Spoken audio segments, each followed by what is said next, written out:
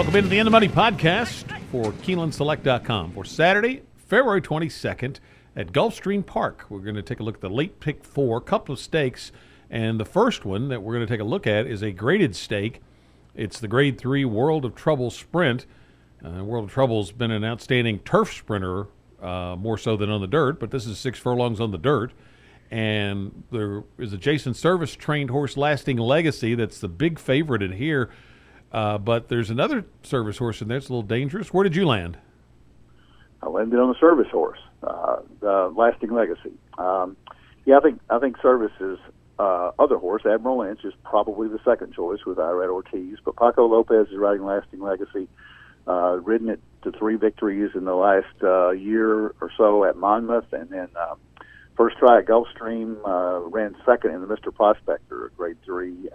Got beat by Diamond Oops, who is probably a cut above anything in here. And those 3 buyer figures, 103, 101, 103, the last 3, just jump off the page. And Andy Beyer will tell you a triple fig horse is one that has 3 better buyers than any other horse in the race, and it's not even close. Nobody else has come close to a 101, 103. The best one is Admiral Lynch with a 94, I think, or 95 for Yorkton at a 103 back on Woodbine on the synthetic. But I don't think Yorkton is quite the class of Lasting Legacy. So I want Lasting Legacy in here to make a case for Admiral Lynch to get up in the money, and probably Yorkton as well off back class, but kind of might be a better synthetic horse than a turf horse with 6 races on the synthetic, 6 wins in its past performances. So I'm going to go with Lasting Legacy with Paco Lopez for Gary and Mary West and Jason Service.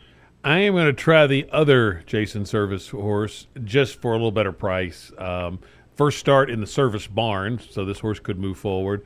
I like that Irad Ortiz takes the ride, and horse has a good record at Gulfstream and will be a little better price. I think they'll really pound Lasting Legacy. So I feel pretty confident just standing with those 2 when we get to the pick 4, but I'm going to try to beat Lasting Legacy with Admiral Lynch in here, get just a little better price. The other stake is the 11th race, but why don't we just take them in order? We'll go 10, 11, 12 to look at the pick 4. So the 10th is an allowance optional claimer, Jim. 4-year-olds and up going a mile on the turf. And I'm going to go deep in here. I ended up taking a swing with Proliferate, who's a little bit of a price. I like the jock change to Tyler Gaffleone. Chris Londeris, not a bad rider, but he has been ice cold at Gulfstream, and now Gaffleone takes the mount. Horse has been a lot wide in the last 2 runs and gets a much better post position here. Largent for Pletcher's a player, certainly, but does have a bad post for the mile run at the 10 spot. Rise the Guy I'm going to throw in here. The horse ran in the Grade 1 Secretariat last year, so they obviously had a high opinion of this one. Cray, the 5, you get Danny Gargan with Irad Ortiz. The 1 award winner, the 7 Mustaqim for Kieran McLaughlin. I'm going to use all of those when we get to the pick 4. And within the race, probably just kind of watch the tote board. But Proliferate's going to be get the slight nod for the win pick for me. How about you in the 10th? Like you, I'm spreading. I thought this was a wide open race. I like that's hard to say. Proliferate. I'm glad I'm not calling the race. Penalty for Belmont's easier to say, and it gets Edgar's IS coming off a long layoff from Saratoga, but was very competitive there. And Mott's really good at getting them off a layoff, so I think Penalty's got a shot. I think Croy, you mentioned for Danny Gargan, who's 33% at Gulfstream.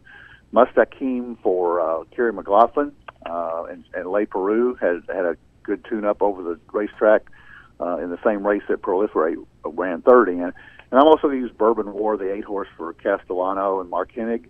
And I'm going to throw in Largent just on that 96 buyer last time. And I don't like the 10-hole in this race, that mile turf. But I'm going to go 5 deep in here.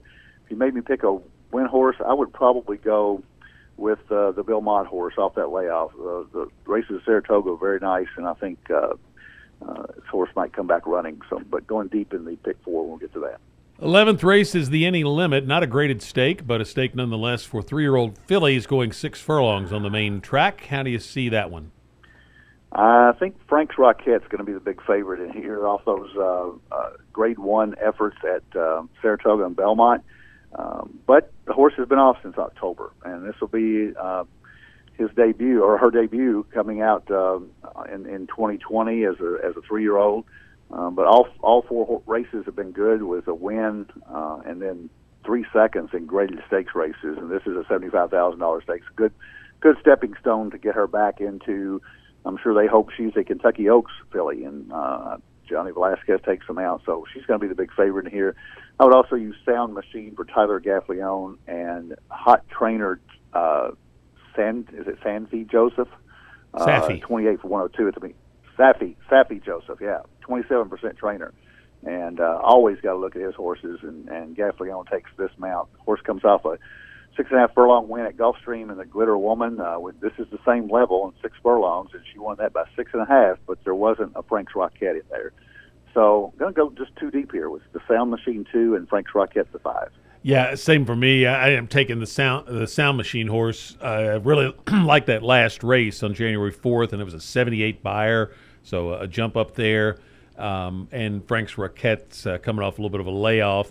If you want to go one more deep, you could try Yesterday Once More, making the second start for Bean Cone, who's having a nice meet, but I'm just going to stick with those 2 as well.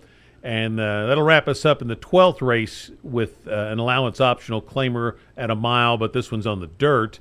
And I'm mainly I didn't have any strong opinion here, so I looked for the connections and kind of played that angle. Weather Whiz is the one I maybe like just a little bit better with Jerkins and Castellano and the class drop and turning back from a longer distance.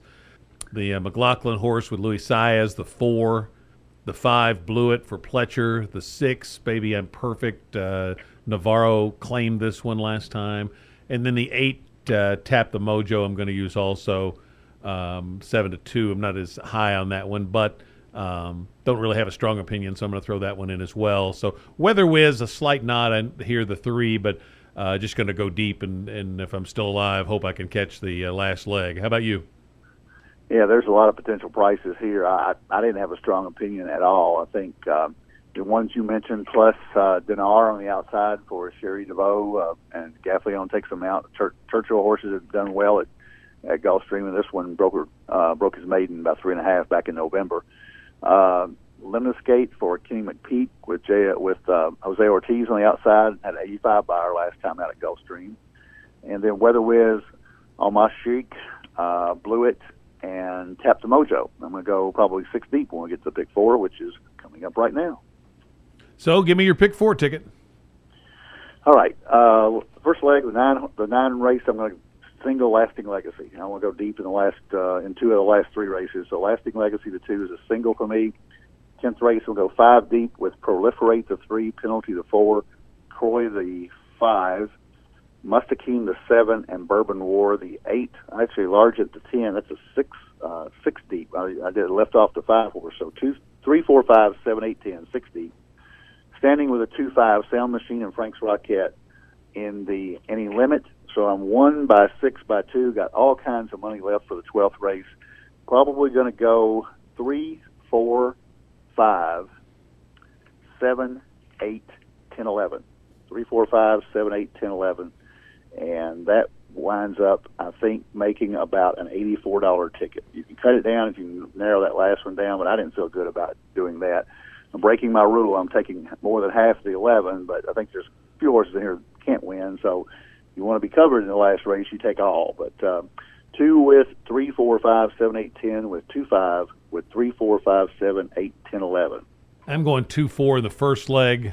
The 2 Jason Service trained horses. 1, 3, 5, 6, 7, 10. So I'm going 6 deep, just a couple of different ones from yours.